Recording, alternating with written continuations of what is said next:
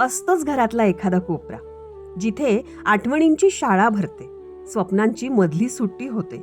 जे मिळवलं ते लिहिलं जातं सारखं सारखं, आणि जे कधी मिळूच शकत नाही ते खोडून टाकलं जातं, अगदी कायमचं, काळाच्या अंधारात. एखाद्या आवडत्या भिंतीवर हसण्याचे प्रतिध्वनी उमटलेले जाणवतात आणि शांततेच्या धुळीत मिसळून न बोलतेही होत जातात. हाताची घडी तोंडावर बोट ठेवून आपणच मुके होत जातो आपल्याच आत, आणि उघड्या डोळ्यांनी बघत राहतो दूर दूर जाताना आपलंच बालपण. डोळे पाणवतात. आईची हाक कानावर ऐकू येते, अगं उठ ना, उशीर झालाय.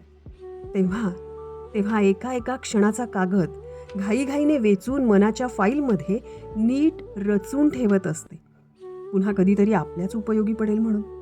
आणि हळव्या क्षणांची तिजोरी बंद करत त्याच एकांती कोपऱ्यात शोधत राहते आयुष्याचा धडा, ज्या कोपऱ्याने कधी काळी जीवापाड जपलेलं असतं. माझं हसणं, दुखणं, मागणं, रुसणं, आणि मग काही क्षणांपुरतं स्वतःशीच हसते, मिटून घेते पापणी आणि हरवून टाकते स्वतःला त्याच जुनाट कोपऱ्यामध्ये, आतल्या बोलक्या मौनासोबत.